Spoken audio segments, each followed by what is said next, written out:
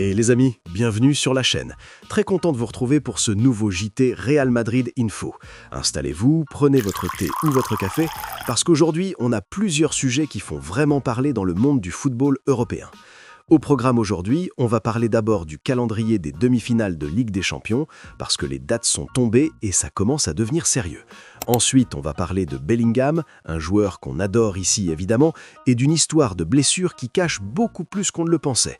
Après ça, le dossier Rodri et le Real Madrid, parce qu'il y a eu des développements récents et c'est plus simple que certains médias le laissent entendre. Puis, on enchaîne sur l'Atlético et leur réaction à la sanction de Valverde, parce que chez les Colchoneros, ça déborde littéralement. Et on finit sur le sujet qui agite toute la presse espagnole en ce moment, Mbappé et les accusations qui commencent à devenir extrêmement lourdes. C'est parti. Donc, premier point, l'UEFA a officialisé le calendrier des demi-finales de Ligue des Champions. Les dates sont connues à l'avance pour que les clubs et les supporters s'organisent, mais les affiches dépendent encore des résultats d'écart.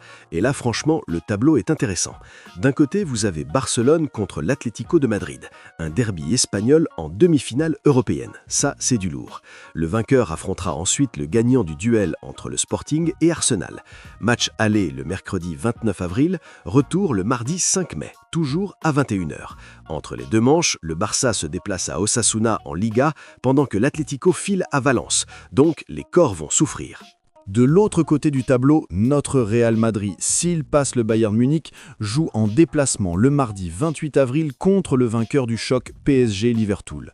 Le retour est prévu au Santiago Bernabéu le mercredi 6 mai. Et entre les deux, un déplacement en Liga à Barcelone. Allez, ça fait beaucoup de matchs, beaucoup de pression, mais c'est ça le Real Madrid. On est habitué à gérer. Bref, deuxième sujet, et c'est un sujet qui m'a touché personnellement parce qu'on parle d'un joueur qu'on aime vraiment ici, Bellingham et sa blessure à l'épaule. Parce que derrière les performances incroyables qu'on lui a vues depuis son arrivée en 2023, il y avait une réalité physique et mentale assez difficile, dont on ne savait pas grand-chose. Jude Bellingham s'est imposé immédiatement comme un leader, buteur décisif, techniquement fort, mentalement solide. Mais en novembre 2023, lors d'un match face au Rayo Vallecano, il subit une luxation de l'épaule. Et il décrit ça comme la douleur la plus intense qu'il ait jamais ressentie, avec l'impression que ça durait une éternité avant que le staff intervienne. Ce qui est intéressant, et là ça devient presque géopolitique au niveau du football, c'est que cette blessure était connue depuis Dortmund.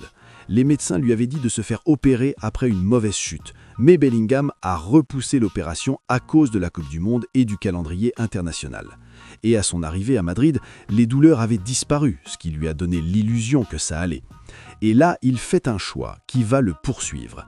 Il dit lui-même « Tout le monde m'a dit de me faire opérer, mais c'était ma première année au Real Madrid et je ne voulais pas laisser l'équipe en plan. » C'est noble comme attitude, mais c'est aussi un peu le signe d'un joueur qui n'a pas encore tout à fait appris à écouter son propre corps face à la pression institutionnelle d'un grand club.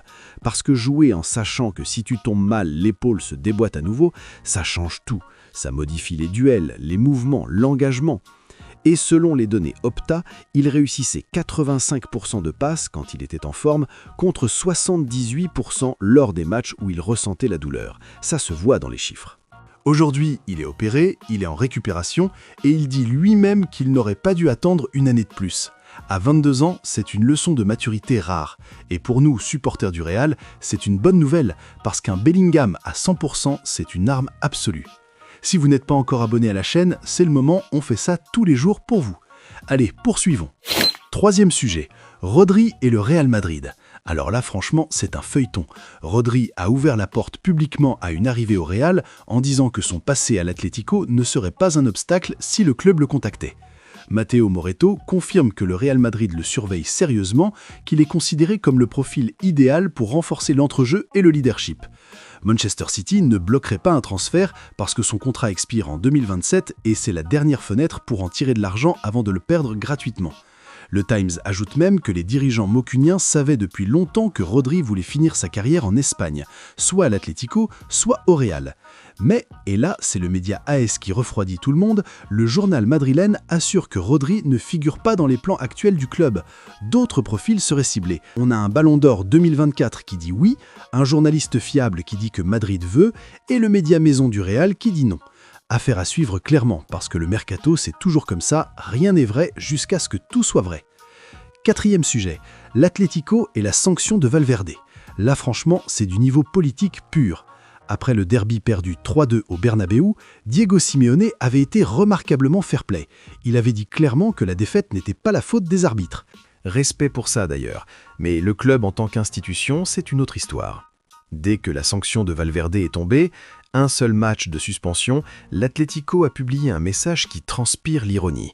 Félicitations, vous êtes les meilleurs dans ce domaine. Objectif atteint, un match pour Valverde. Ils visent directement ce qu'ils appellent la machine, c'est-à-dire l'influence supposée du Real Madrid sur les institutions. Dans les faits, le rapport arbitral évoquait une intervention avec force excessive sans possibilité de jouer le ballon, ce qui donne généralement 2 matchs. Un seul match, l'Atlético trouve ça léger et ils le font savoir. Un deuxième message a suivi, aussi piquant.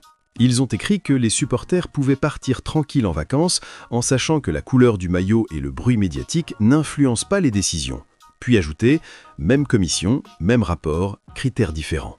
Bref, l'Atlético est en guerre communicationnelle. Simeone reste classe, le club, lui, se lâche complètement. C'est intéressant comme dichotomie. Et maintenant, le dernier sujet, et c'est celui qui fait le plus de bruit. Mbappé et les accusations de la presse espagnole. Et là, franchement, c'est une affaire d'État. Tout part d'une révélation du média français Afterfoot qui évoque une supposée erreur de diagnostic du staff médical du Real Madrid sur le genou d'Mbappé. Kylian est interrogé là-dessus avant un match de l'équipe de France et il coupe court. Il dit que l'information sur le mauvais genou n'est pas vraie. Fin de discussion selon lui. Sauf qu'en Espagne, personne n'a interprété ça comme une mise au point tranquille. Pour les observateurs madrilènes, ce démenti cache quelque chose. Avilés de la Cadena Ser dit qu'Mbappé a fait machine arrière, que ce n'est pas un détail et que le problème vient du joueur lui-même. Daniel Riolo, de son côté, maintient ces informations et parle de stratégie du mensonge mise en place avec le Real Madrid. Mais c'est là que ça devient vraiment lourd. Miguel Ángel Chazari, journaliste espagnol influent, lâche quelque chose d'énorme. Il dit que Mbappé aurait délibérément fait fuiter ces informations pour accuser le Real Madrid, pour s'en prendre au club et se sauver lui-même. Et Antonio Romero enfonce le clou en évoquant une rupture de confiance totale et en disant que Mbappé, depuis son arrivée, semble se préoccuper davantage de son propre projet personnel que d'être l'attaquant du club le plus titré d'Europe. Entre manipulation supposée et narcissisme dénoncé, on n'est plus dans le foot, on est dans la politique de vestiaire à haute tension. Et à Madrid, faire passer le club pour ridicule, c'est une ligne rouge que personne ne franchit impunément. Voilà pour ce JT les amis, j'espère que vous avez passé un bon moment. Si vous avez aimé, abonnez-vous, ça prend 2 secondes et ça nous aide vraiment. On se retrouve très vite pour la suite, prenez soin de vous.